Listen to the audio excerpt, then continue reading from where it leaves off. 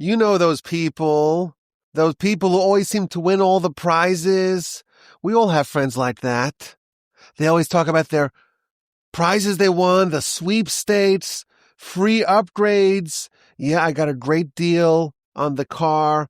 I bought the house out of foreclosure. Some people, they just live a charmed life. Things just work out for them. They get bumped from the flight. Oh, and Delta gave me $2,000 plus vouchers. Oh, I got upgraded first class, business class. There are people like that. And not the Wolbies. You know, our family. We already won the lottery. I always tell my kids, we won the lottery. A few weeks ago, I mentioned that I made the mistake of buying the kids scratch-off lottery tickets during Hanukkah. And now my son tells me, can we go buy a lottery ticket? I said, no. We're not getting into that. We already won the lottery. We're not going to win the scratch-off. I remember it was 17 or so years ago, and I was holding my eldest son on my lap. He doesn't fit in my lap anymore. Now he's over 6 feet tall. But then he was on my lap, and an old man came over to me and pointed at me and him and said, "You're a billionaire," and walked off. I never met this person before, but he's absolutely right. We won the lottery. We're not going to win the Powerball. We're not going to win $2,000 a week for life. It's just not going to happen. But alas, it happened. Or at least it seemed like it was happening. You see, my parents came for the weekend. And we went on a nice little family vacation. You can't really call it a vacation if you drive there, I know, but it was like an honorary vacation. Last week of December, kids are off from school. We're not going to fly to Vail to go skiing. So we decided to drive to Austin. It's like halfway there, right?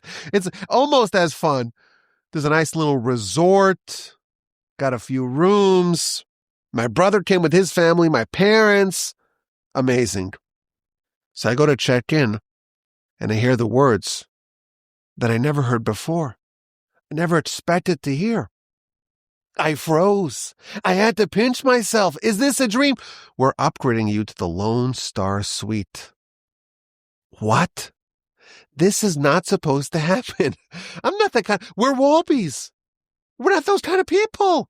It's too good to be true. That's right. We're going to spend 2 nights in style in the Lone Star Suite. What could be better? We take our stuff, we push it all the way through the winding hallways to the room. It's the Lone Star Suite. We get there. Disaster. Disaster awaits. You open up the door and your eyes, you have to blink. There's so many lights. The entire room is festooned with all sorts of festive December embellishments. This was like the December special. There's a massive embellished tree in the room. And there's a festive December tent with all sorts of festive December books and festive December games. And you walk around the room, it's a nice suite. The Lone Star Suite. More trees and more trees and more trees. Vertical trees, horizontal trees, lights, even a lit up Santa. And the whole room, for some reason, full of these little socks, boots everywhere, blankets with festive embellishments. I have my lovely Jewish family, and we ended up with the upgrade. And this may be a downgrade. What to do now? So we have this real dilemma. On one hand, we finally got that elusive upgrade. And this would be a much more comfortable room. We could get all the cots and all the kids and massive television nestled and surrounded and cocooned by all these trees. But this is not the kind of room to bring the family to. So I called the front desk. Is there any way you can remove all the festive embellishments? Can't move it. You don't understand. It took so long to assemble it. We're just not disassembling it for you. We're not doing that. Fair enough. I guess it's going to be a standard room once again. It checks out. No upgrades for you. That's okay.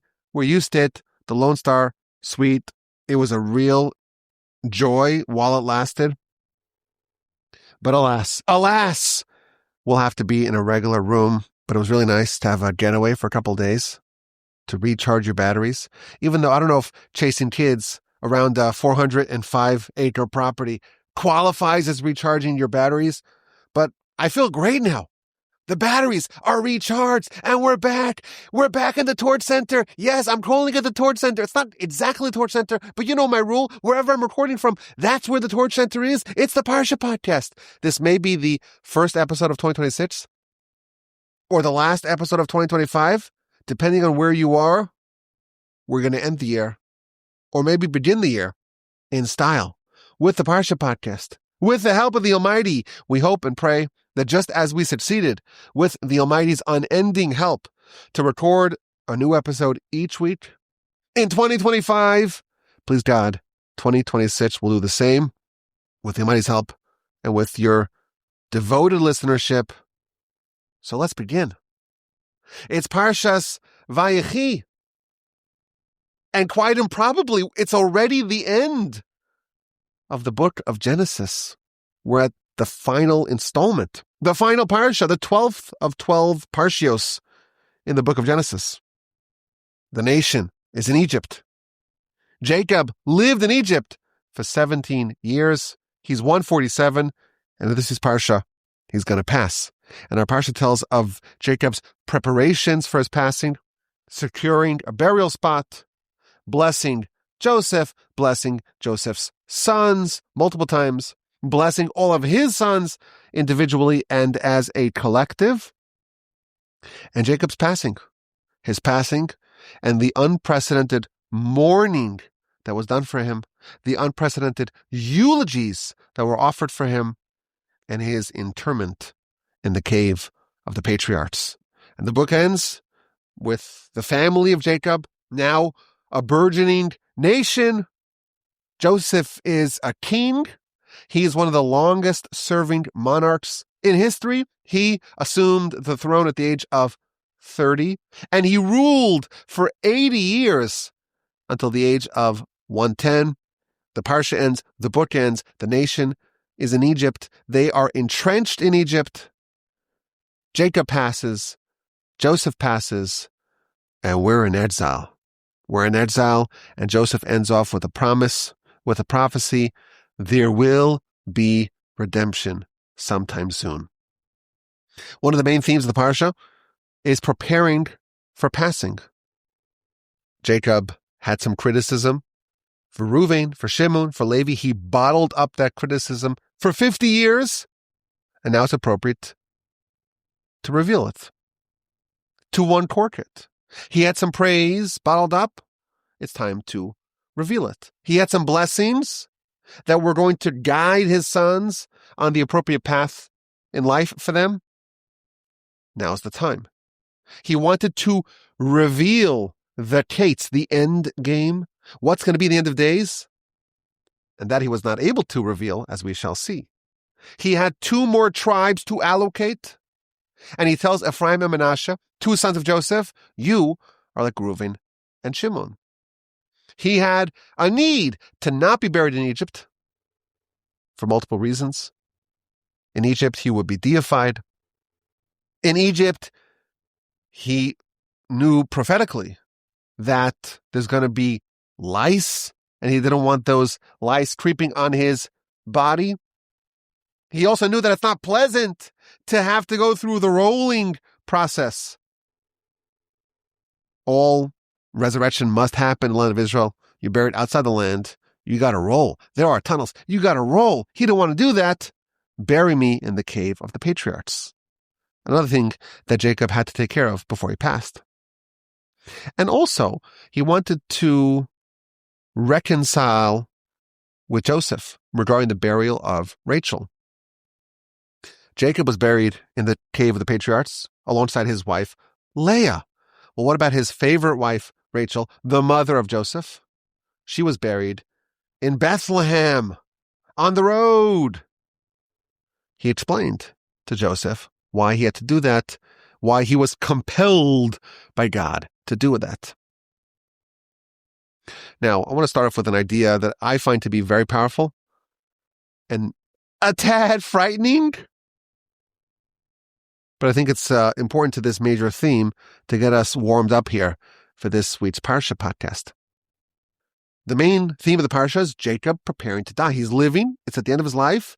His days are numbered. He's approaching his passing, and he has to prepare. It's important to prepare for death.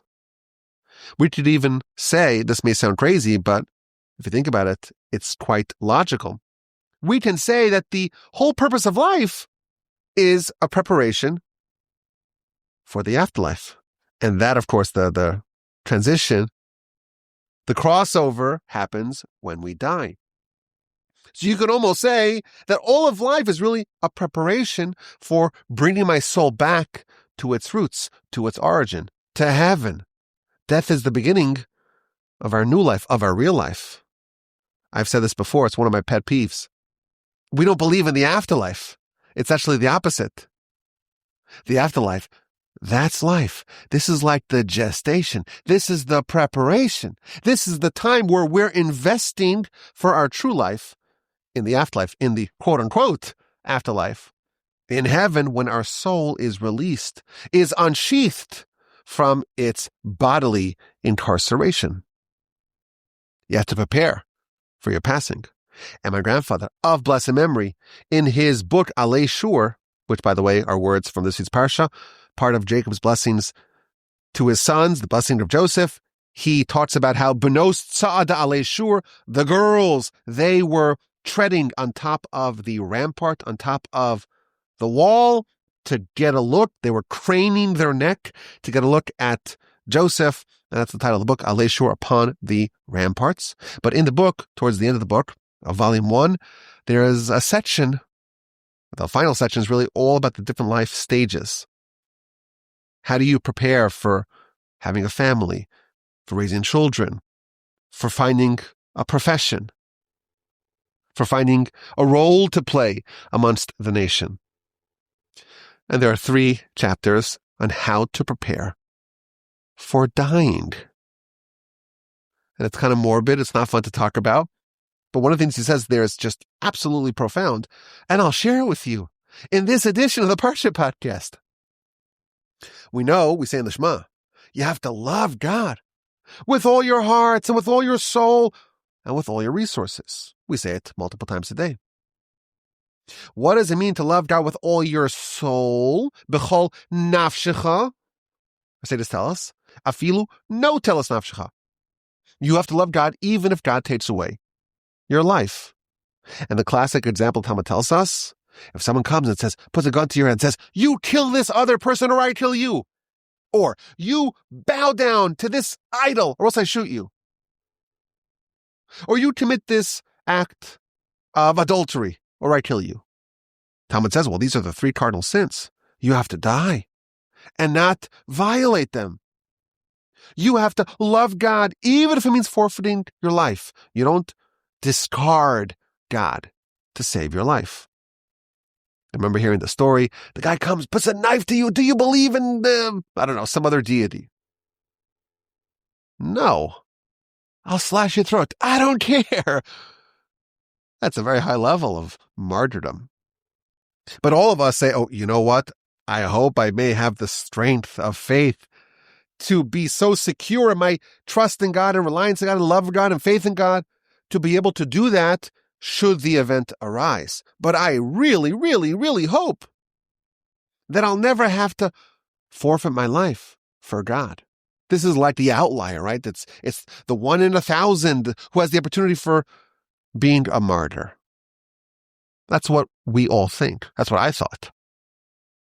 My grandfather, of blessed memory, says, no, every single person, right? It's the way of the land. Everyone's going to die, right?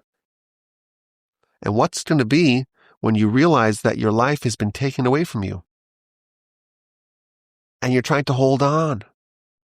There is a risk of death amidst rebellion against God.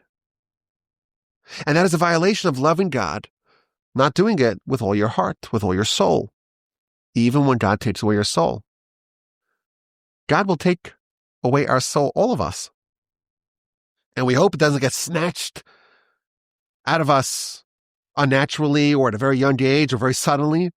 We hope we live a long life, but eventually we're going to have to release it. And we have to be wholehearted with God and love God despite the fact that we're losing control. This was a very powerful novel insight to me. And I think it's relevant to the theme, to the major theme of the Parsha. Preparing for dying. All of our life is really a preparation for dying, handing over the keys back to God, so to speak, and not rebelling against Him as we lose control. A nice idea, maybe a bit frightening, but very provocative. Now, last week, I had the great honor and privilege during davening in shul, I received an aliyah. Yes, they called me up to read from the Torah. And it was the last aliyah, maftir, which is all the way at the end of last week's Parsha, Parshas Vayechi. And I got the Haftorah. And the guy told me, the gabbai, person in charge, said, I would have asked you to lead the services for Musaf, but someone else already asked. He apologized to me. It's okay. But there's an unusual curiosity in our Parsha. We find it in no other Parsha. In a Torah scroll, so there's lots of letters, black letters atop of white parchment. But typically, you'll see within every page or every column, you'll have several paragraph breaks. On average, about one paragraph break every 8 or so verses. See, a verse is like a paragraph. For 8 verses, on average, it's a paragraph, and then there's a break. And sometimes the break is just a little break within a big block of letters. And sometimes the break goes all the way to the next line. Then the next word, the next letter begins on the next line, on the ensuing line. But there's a rule. Every single break between one Parsha and the next Parsha, there's always a break in a paragraph break. Always. With the exception of our Parsha. And I remember I looked at it. I was looking at the Torah scroll, and you see Vayechi is just like right in the middle of a whole block, a whole bunch of letters, a whole bunch of words. Vayechi, our Parsha. It's closed. It's not open. And Rashi, in his first comment to our Parsha, asked the question: Why? Why do we have this unusual curiosity?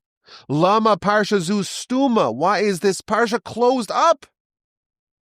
It's not open. It doesn't have that openness that you typically have at the beginning of a Parsha. You open up, you unroll the Torah scroll where it's up to. It's very easy to find where the Parsha begins because it's always invariably it's one of those beginning of the paragraphs. And here it's hidden. It's camouflaged amidst a block of words. So Rashi gives us 2 reasons why our Parsha has this curiosity. Because in this week's Parsha, Jacob died. And when Jacob died, the exile began. The enslavement began. The oppression began. The servitude in Egypt began. And that closed up, that clammed up the eyes and the heart of our people. And because the eyes and the heart of the people were closed up, that's why the Torah scroll is also closed up at the beginning of this Parsha. Very interesting. The second reason, Rashi tells us, because Jacob wanted to reveal the Kates, to reveal the end game, the end of days to his sons. And it was closed up. It was clammed up for him. And because Jacob's prophecy was clammed up, therefore the Parsha reflects that it too is closed up. This is very interesting. When Jacob died, it had a stifling effect on the heart and the eyes of the nation. The servitude began, and the people were constricted, and they were clammed up, they were closed up. And therefore the Torah reflects that. The Torah is also closed up. Now, there's a very interesting question on this comment in Rashi. If you look at the next book, the book of Exodus, chapter 6, verse 16, the verse talks about the age of Levi, son of Jacob. And with the exception of Joseph lived to 110, but all the other sons of Jacob were not told how old they were when they passed. We don't know how old Judah was, or Yisachar was, or Reuven, or Shimon, Benjamin. We don't know any of those people how old they were when they died. Levi, we're told he lived to 137. So Rashi in 6:16 of Exodus tells us, why are we told the age of Levi when he passed? Oh, says Rashi, because when Levi died, that's when the servitude began. Because so long as any one of Jacob's sons were still alive, there was no servitude. And Levi, he lived the longest life. He outlived all of his brothers. And therefore, when he died at the age of 137, that's when the servitude began. Now, the obvious question is, wait a minute, the first verse in our Parsha, first comment in Rashi in our Parsha, when Jacob died, the servitude began. And then 6:16 of Exodus, we're told that when Levi died, the servitude began. What's the reconciliation? How do we resolve that? And you may recall many years ago, we did a podcast on the 11 dimensions of exile. It turns out exile and servitude and subjugation to Egypt, it's not one thing. It's not a binary. Either you have it or you don't. Either there is servitude and subjugation and oppression and exile or nothing. There are many different stages. And in fact, our sages calculate that there are 11 different, distinct stages of exile. And one of them began when Jacob died. And one of them, a more intense version of exile, began when Levi died. And one began when Joseph died. And one began during the initial prophecy in chapter 15 of Genesis at the covenant between the parts. And one began when Isaac died, and so on. There's 11 different timelines, and it's a very fascinating insight because our Parsha is really the descent of the nation to Egypt and their entrenchment in Egypt. And we're told that this is servitude, this is oppression, and there's some degree of spiritual oppression. It's not quite manifested physically, but to some degree, when the nation had Jacob, a grandson of Abraham, this incredible person who went toe-to-toe with the angel and beat him mano a mano, and went toe-to-toe with Esau and with Laban, and spent 14 years in the academy of Shem and Aver, the son of Isaac and Rebekah. You got someone like that. Even though you're in Egypt, you don't forget where you come from. You don't forget you have this oracle, this patriarch that serves as a beacon for the entire nation. Jacob passes. The nation is not quite enslaved physically. That will only happen many decades later when Levi died. But nevertheless, there's some degree of oppression and servitude and subjugation and constriction that's already in place with the passing of Jacob. And therefore the Torah reflects that. It's closed up. Now the second comment tells us that it's not reflective of the nation at large, but of Jacob himself. Jacob had prophecy. And he knew exactly what's going to happen in the end of days. He foresaw everything. And in our Parsha, he wanted to reveal that to his sons, but his prophecy was closed up. His prophecy was withdrawn from him. The well springs were slammed shut. And the Torah reflects that by it too, mirroring Jacob, it too is closed up. Now, Jacob lived in Egypt for 17 years. When did Jacob lose Joseph? When Joseph was 17. Jacob lived for 17 years with Joseph at the beginning and 17 years with Joseph at the end. And the Baal Turim tells us very interesting. Joseph, He was initially he was just a child, right? He's a child of Jacob. And Jacob bestowed upon Joseph whatever a parent bestows upon a child. Joseph had the opportunity to repay his father and to serve as his father's benefactor for 17 years. And then we learn something very interesting. The word Vayechi, Vav, that's 6. Yud, that's 10. Ches, that's 8. Another Yud, that's another 10. Do the math, that's 34. Jacob lived for 34 years. Jacob had this peak, the acme of Jacob's life was 34 years. 17 with Joseph at the beginning, 17 with Joseph at the end.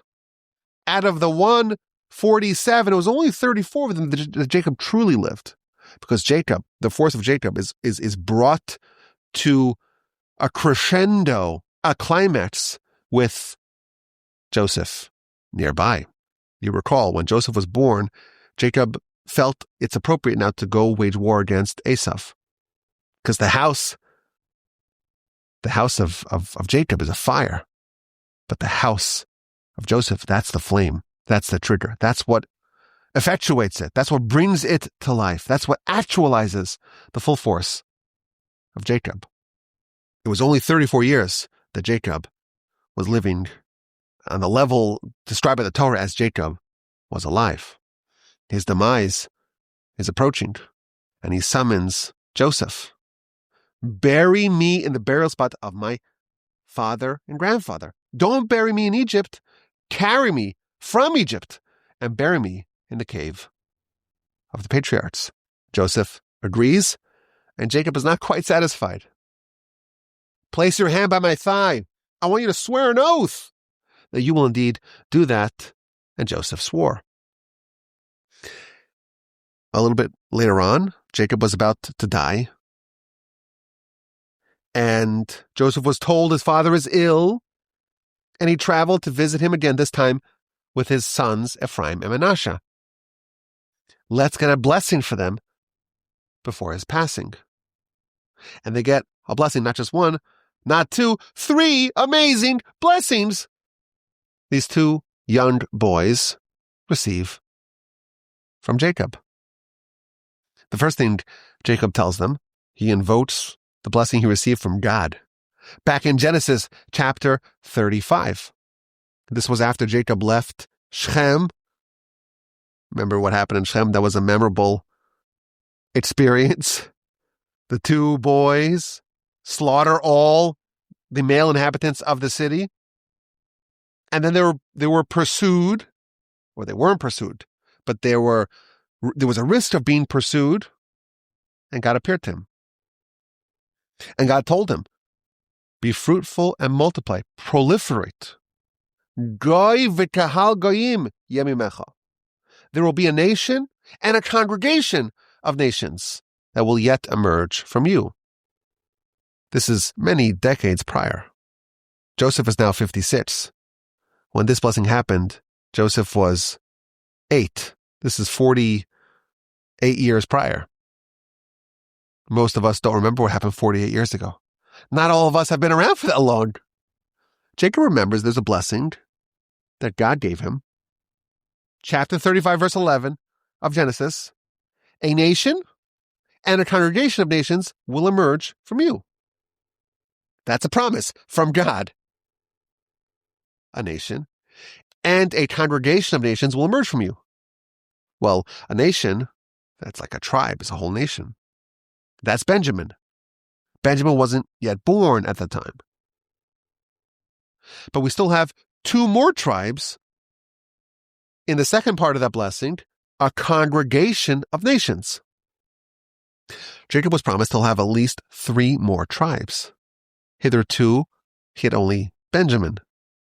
So there are 2 more tribes that Jacob understood he needs to allocate. And this is his blessing, the first blessing. Bestowed upon Joseph's sons, your 2 sons, Ephraim and Manasseh, they will be tribes in their own right. They'll be the fulfillment of the Kahal Goyim, the congregation of nations that God promised. Ephraim and Manasseh will be like Reuven and Shimon. And then there are more blessings. The verse tells us, of course, very dramatic. Jacob was old. He was blind. And Joseph wants to bring his sons. He presents his two sons to Jacob, and Jacob kisses them, and he hugs them, and he exclaimed, I gave up hope of ever seeing you again. And now the Almighty gave me the privilege to see your children as well. And Jacob has the two boys presented to him. Joseph presents them in the proper way, so that way Jacob would put right hand on Manasseh, the elder one, and the left hand on Ephraim, the younger one.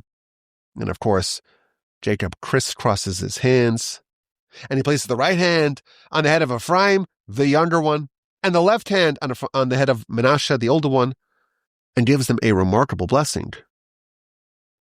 This is actually quite a famous set of verses.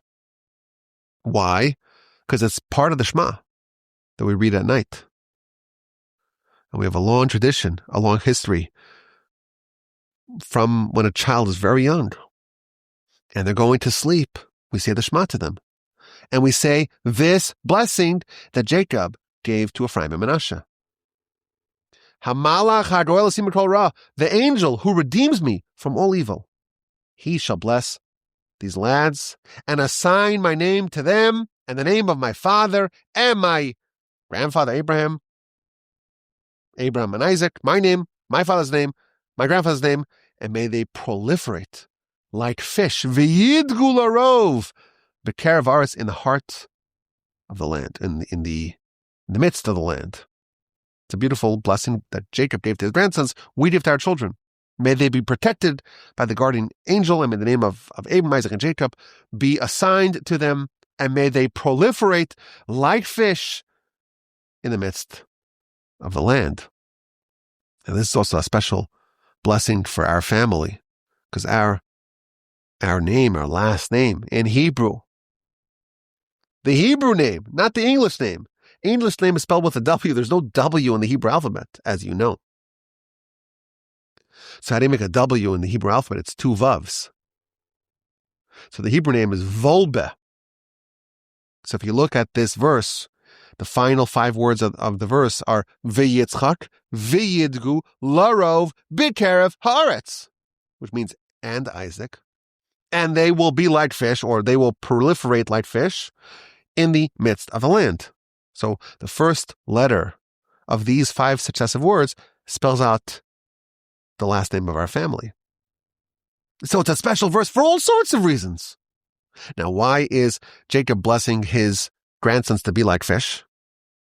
They should proliferate like fish. So Rashi tells us something very interesting.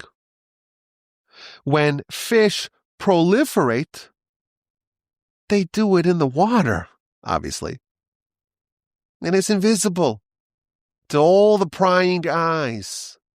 When they proliferate, when they procreate, there's no eyes upon them. There's no evil eyes upon them. All the other animals, when they proliferate, there's a risk of an evil eye. Others could see them and be envious, be jealous, apply an evil eye that can cause damage. But the fish, it's all hidden. It's all subterranean. It's all underneath the water, below sea level. It's all invisible. And therefore, Jacob gives them a blessing. When they procreate, when they proliferate, like the fish, there should be no evil eye. Now, Joseph is not happy with the crisscrossing of the hands. He tries to correct Jacob. Jacob insists, I know what's going on over here. The right hand, it's more appropriate for me to put it on the head of Ephraim rather than Manasseh, because he will be greater. And then there's the third blessing. B'cha yivarech Yisrael, through you too, meaning Ephraim and Manasseh. You will be blessed, meaning Israel will bless through you, and they will say, may God make you like Ephraim and Manasseh. So for those of us counting, there's 3 distinct blessings given to Ephraim and Manasseh. Number 1, they're elevated to be like Reuven and Shimon. Number 2, they're given a blessing, the guardian angel. The name of their forefathers will be assigned to them, and they will proliferate like fish in the midst of the land. And number 3, they became the prototype of blessing. If someone wants to bless their children, Jacob blesses them, that others will bless their children, be like Ephraim and Manasseh. Then Joseph is given a blessing.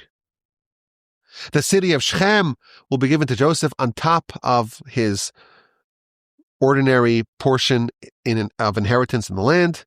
And then the main blessings of the Parsha, Jacob gathers all of his sons and he blesses them. Now it's very interesting. Chapter 49, which tells of the blessings of Jacob to his sons, it has a bit of a bait and switch. Jacob summons his sons. Vayomer, and he said, Hey Osvu, gather around, and I will tell you what will happen. What will happen with you, with the nation. Be'acharis hayamim, in the end of days. That's the pitch. And you read it, and you find no reference of anything that will happen in the end of days. So what's going on over here? So Rashi tells us what happened. Jacob, he sought to reveal the Kates, the end of days. But the divine presence escaped from him. He lost his prophecy. The prophecy conked out. And he began to say other things. So if you read the verses just simply, and you read verse 1, Jacob summons his sons, and he says, gather around, and I will reveal to you what will happen to you in the end of days. And you read the continuation, and you find no reference of what will happen in the end of days. That's okay. Rashi tells us what happened. Jacob had a plan to tell his sons about the end game. And God took away his prophecy. And Jacob understood that God did not want him to reveal what's going to be the end of the days.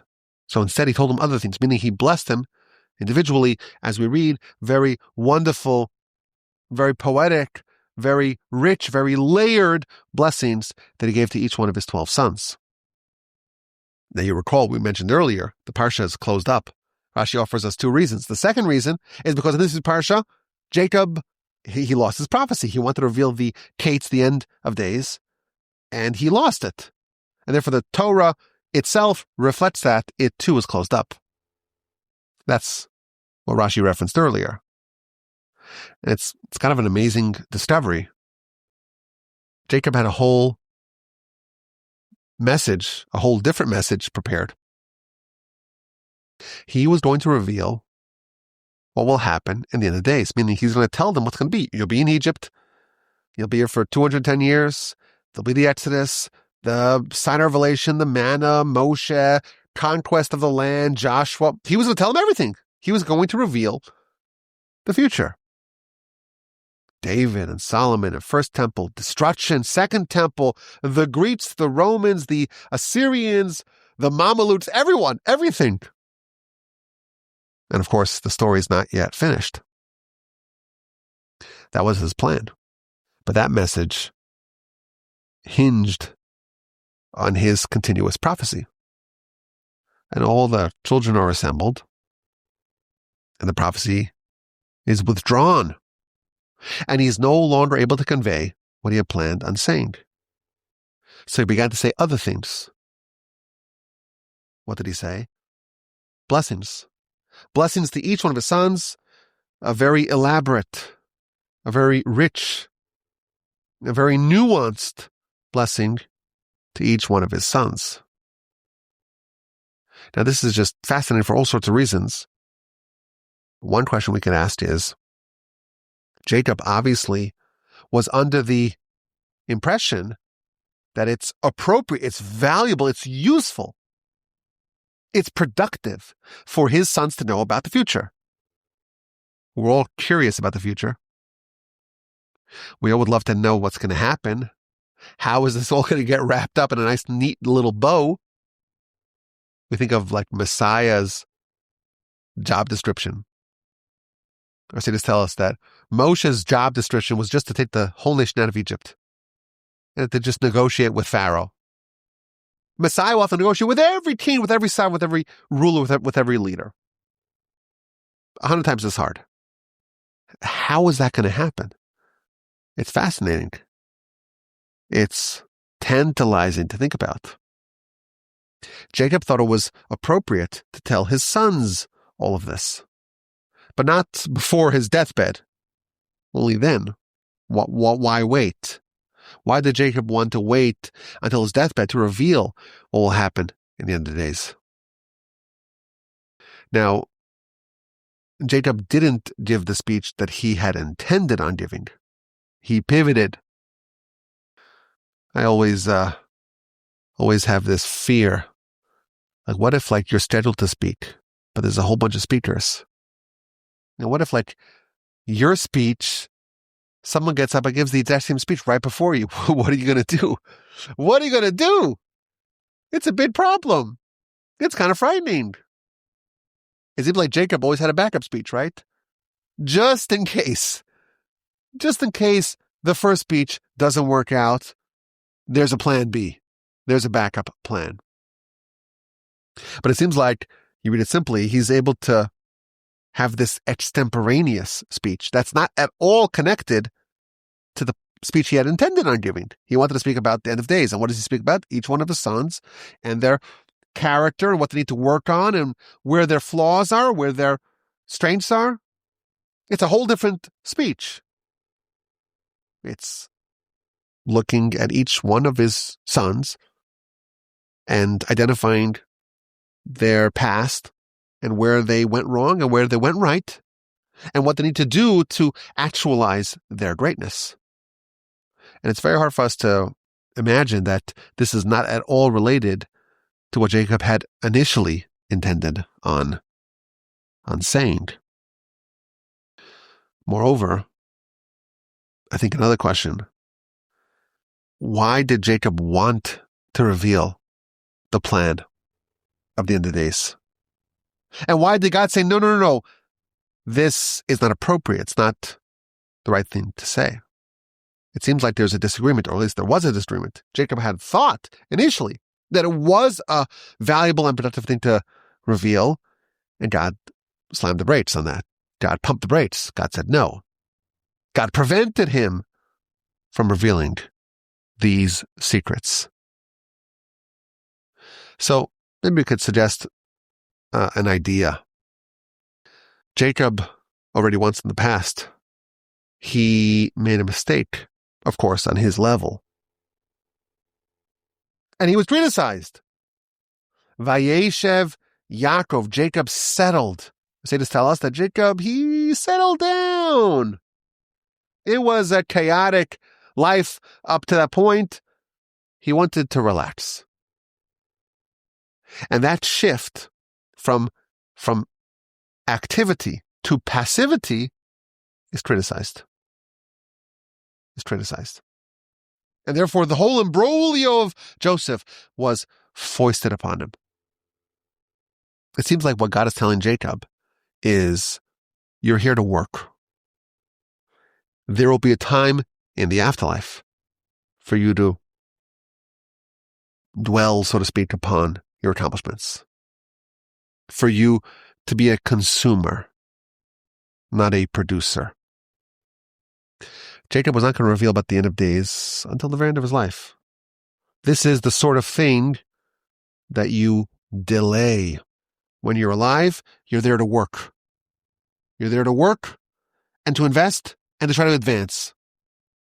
At the end of your life, at the very end, you're on your deathbed, maybe then it's appropriate to look back and look forward.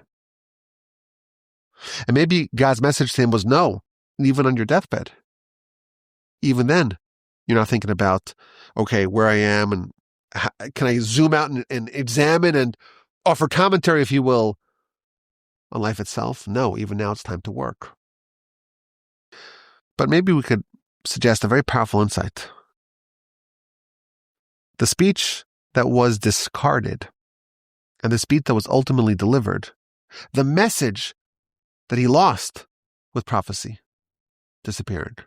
And the message that he did reveal, they're actually two halves of one whole. There's going to be a very glorious future for this nation. Jacob wanted to reveal that to his sons.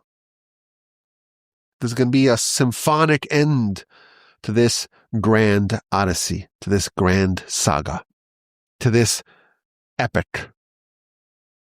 Just like Jacob's life is like a microcosm of that. You think about what happened to Jacob with Jacob and Esau and the stealing of the blessings and ending up with Laban and all that, and then losing Joseph, and then the whole story of Joseph and all of his travails, and eventually everything comes back together.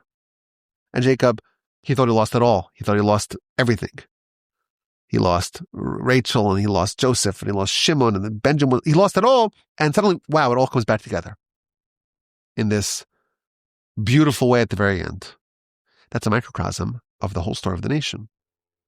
The episodes of Genesis are symbolic of what will happen on a macro scale to the descendants of the patriarchs and the matriarchs.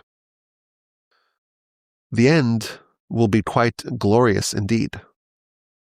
But it's important for everyone to know that they have a role to play. They have a job to do. They have a task to fulfill to bring about that glorious end. So he blesses his sons, not about the destination, but about what you need to do to bring about that. Each one of them is given different tools. Each one of them is given different challenges. Each one is given different opportunities. Each one of them has a different mission. And if each one of them does their mission, they'll bring about that destination. He didn't tell them about the end of days. He told them about what you need to do to bring you to that place that God wants to bring you to. It is fascinating that Jacob thought it would be very valuable for him to reveal this prophecy. And God said, no. And God withdrew the prophecy from Jacob. And that's so significant. Every time you open up the Torah scroll, Rashi tells us the reason why Vayechi is hard to find. It's hard to find because there was some closure that happened in Jacob's wellspring of prophecy. And that's like forever embedded in the Torah scroll itself. He wanted to reveal, he was told no. Why did he want to reveal? And why did God ultimately say no? Jacob foresaw everything. Thousands of years of turmoil, of dispersal, of exile, of triumph, of reclamation. And he saw how it all comes back together. And he wanted to convey that to his sons. And God said, no, prophecy is taken away. This must remain unknown to the nation. We have a whole book about the end of days. It's called the Book of Daniel. Read it. Good luck. It's completely indecipherable, incomprehensible to us. Jacob wanted to take that prophecy and decipher it and unpack it. Why? Jacob understood maybe better than anyone else. When you go through challenges, you're plunged into exile. You're given difficulties that are almost impossible to bear. That can be a very productive experience. No one exemplified that idea more than Jacob. His whole life was one of struggle, of challenge, of difficulty, of exile. You're in Egypt. What are people like you doing in a place like that? What's the Jewish nation doing in Egypt? We don't belong here. Read Genesis. How many times has the nation promised you'll be in the land, the Holy Land, the land of Canaan? I'll give you this land. Again and again and again. Abraham has promised this 4 times. Isaac, Jacob, they're all promised this. What are they doing in Egypt? It's exile. Why? Jacob understood that exile can bring the best out of you. This is the ideal place to forge the Jewish nation. We talked about this last week. Ki l'goy gadol asim chasham, I will make you there into a great nation. Only there. There's greatness that you cannot unlock in the land of Canaan. Only in the unfortunate, difficult circumstances of exile. And he wanted the nation to know that. Know what challenges you are going to face. And understand that those battles are designed to elicit greatness out of you. And God said, no. Yes, it's true that the exile is designed to elicit all that greatness. But even more than knowing that you're going to face challenges and knowing that that will bring out greatness from within you, there's a higher level when there's ignorance and there's confusion and there's uncertainty and there's opacity and there's not knowing anything about where you are and where you're heading and not knowing what tomorrow will bring and not knowing how it will all end and not knowing how it's all going to come together in the end. You're in the valley of the shadow of death and you have no idea what's going to happen with you. And you're terrified and you're frightened and you cannot conceive of any way to extricate yourself from that. That's exile. And when someone is placed in such an impossible situation and they nevertheless rely on God without clarity, without a guarantee, without any timetables, not knowing when or how or if this will end. Will it end in your lifetime? Will you be part of it? That's the highest level of a test. There's no securities. There's no assurances. There's no safety nets. There's no knowledge of how and when things will finally be tied up in a nice, neat little bow. In that level of uncertainty, you'll achieve even a higher level of greatness. That's the story of exile. The nation cries out to God. In Egypt, why were we saved? Why did we get out 190 years earlier? Of course, the whole timelines, we could have a whole discussion about that. The nation just cried out to God.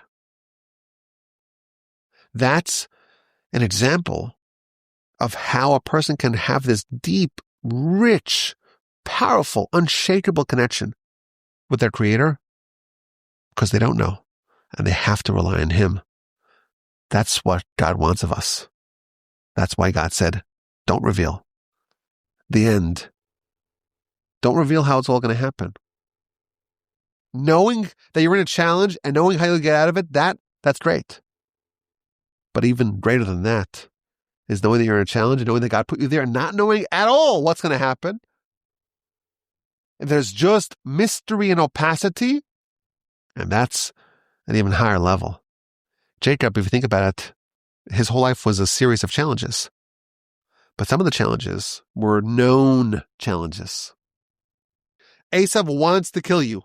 Go to Laban's house and wait until Rebecca sends you a postcard. There's a lot of clarity. There's definitiveness in why you're in exile and what the challenge is and what the end of it is. That's a known challenge. What about when Joseph is taken away? Here's a bloody tunic. Do you recognize it? What happened? Jacob is in the dark. He doesn't have prophecy. He has no idea where Joseph is. That's a completely different level of a challenge. It's not clean. It's not neat. It's not clear at all. God is telling Jacob, you know, when you grew even more, in that time of darkness, when you didn't feel alive, where you were inconsolable, everyone tried to console you, you couldn't be consoled, and you lost your prophecy, and you felt diminished as a person, actually, that was a more productive era of your life. As surprising as that seems. You want the challenge of the nation to be like Esau. He wants to kill you. You know what's going to happen.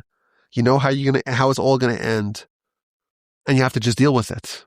No, it's going to be like the episode of you and Joseph. I have loftier plans for the nation.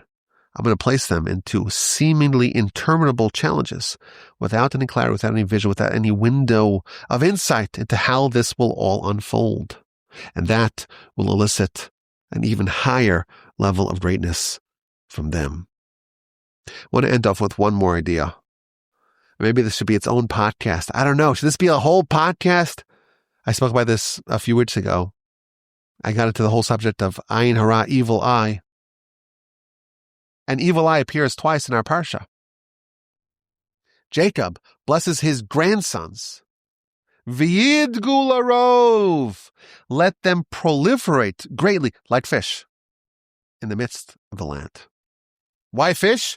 Rashi tells us, well, fish, when they proliferate, no one can see them. They're underneath everyone's eye. They're underneath the eye, therefore there's no evil eye. And the blessing that Jacob gave to Joseph's sons is you will be beneath the evil eye. You fly under the radar of the evil eye. If you look at Jacob's blessing to Joseph, so it's a very long blessing, it's the longest one, and it's very rich and intricate. And we could probably do a whole podcast on just this blessing and not cover it all. But the first verse of the blessing, 49:22, Ben Porat Yosef. So what this means is so many different interpretations of what those words even mean. Ben Porat Ale Ayin. Rashi says that this is Joseph. The grace and the charm and the charisma that you have is upon the eye. Benos Tzad Ale Shur. And the girls, they were craning their neck on top of the ramparts to get a glimpse of Joseph. Talmud tells us, Ben Porat Ale Ayin. A son who is graceful, who is charismatic, who has beauty and charm. Ale ayin, upon the eye. Says the Talmud, don't read it as ale ayin, upon the eye. Rather, you should read it as ole ayin, up upon the eye, on top of the eye. Now, what does this mean? Talmud tells us that there is something called the evil eye. And there's one of the tribes that's immune to the evil eye. They have immunology. Oh, that's a bad one. It's okay. It's the end of the podcast. It's like the new year. It's okay. Dad jokes could fly here. No one's listening anyhow. Or let me clarify. Very few of the most people have dropped off already by now. Immunology. Joseph is immune to the evil eye. One of the sages was questioned. It's a story for its own time, what happened, but he was presenting himself. Aren't you worried about the evil eye? I'm nothing to worry about. Why? I come from Joseph. And Joseph, how was given a blessing by Jacob that you will be upon the eye. The eye will have no power upon you. You will overpower it. So there's an observation that I have over here. Joseph and his sons were both given blessings that they will be immune to the evil eye. First of all, the question is, well, why did Joseph and his sons why did they merit that blessing? It's one question. I have 3 different answers to that question. Why specifically Joseph and his descendants and his progeny, the blessing that Jacob finds to be appropriate for them is that they are immune to the evil eye.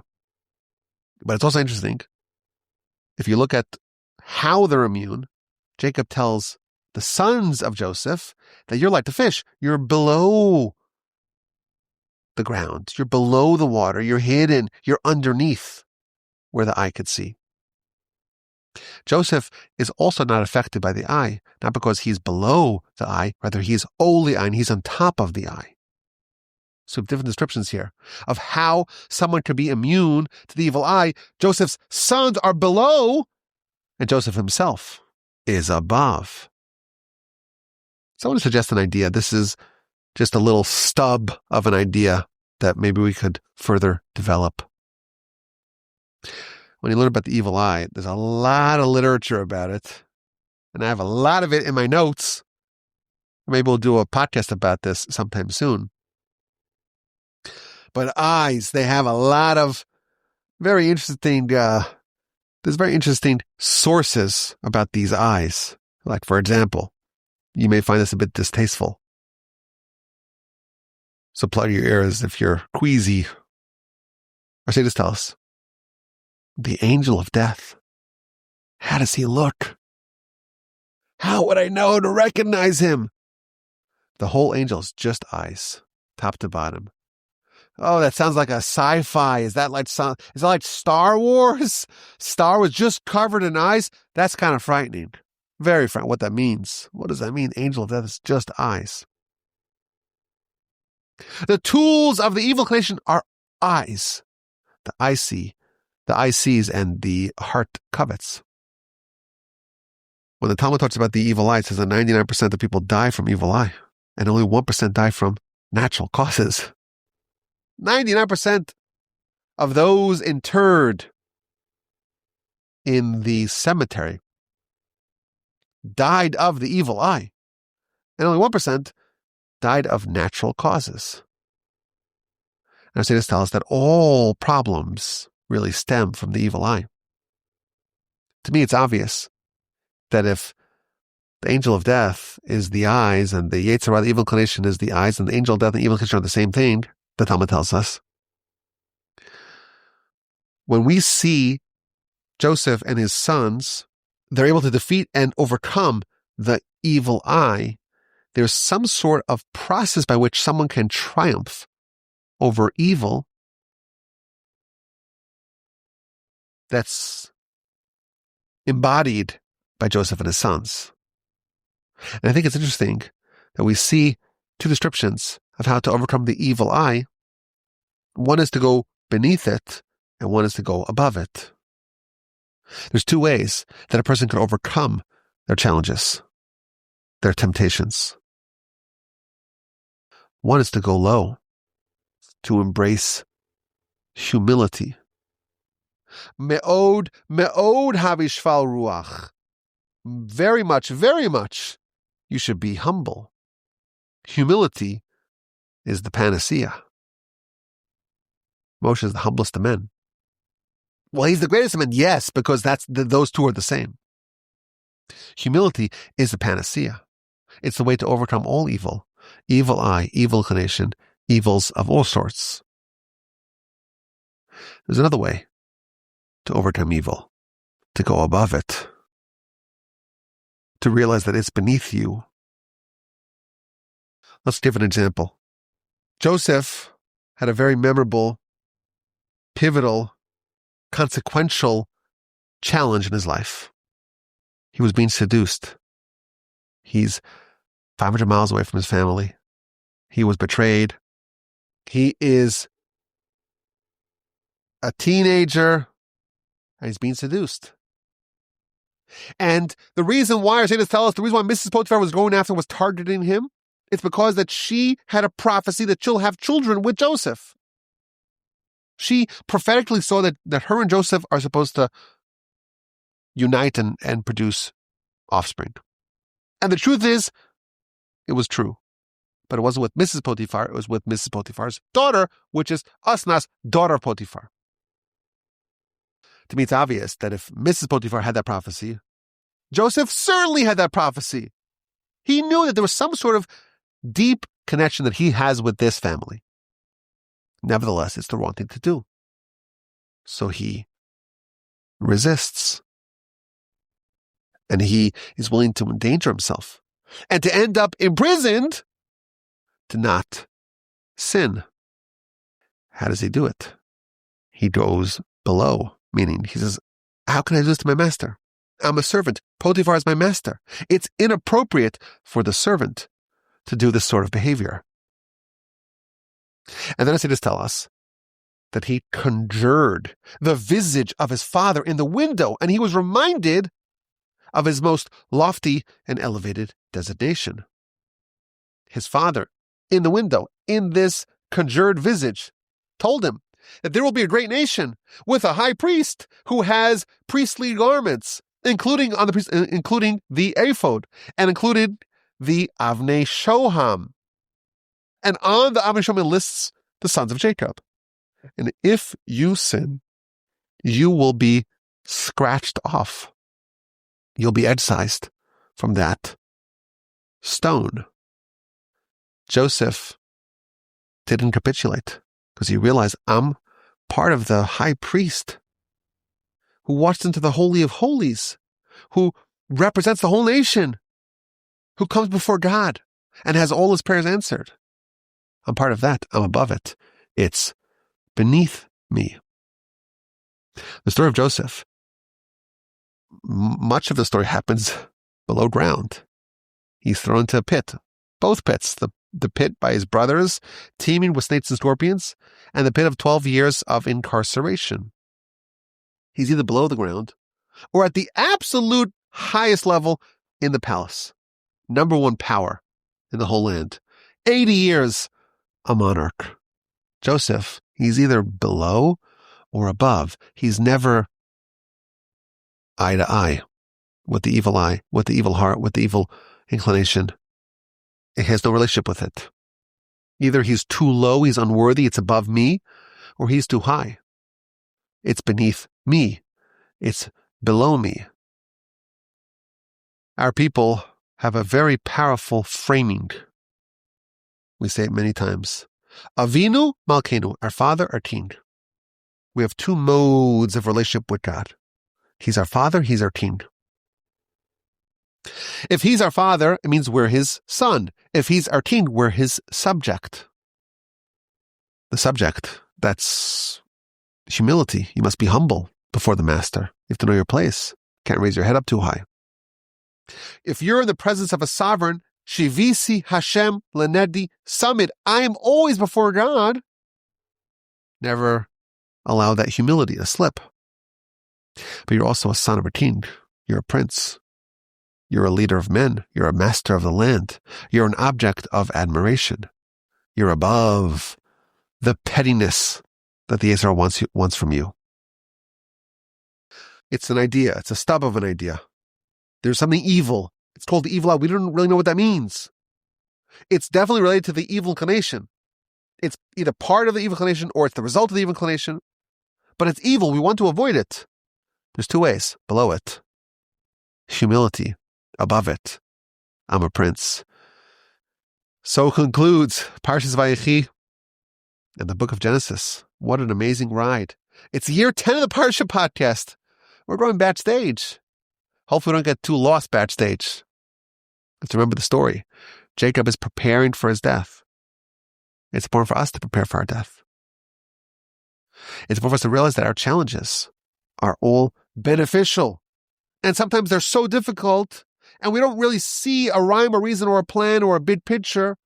We're lost in the maze. Actually, in those circumstances, we grow, we flourish more.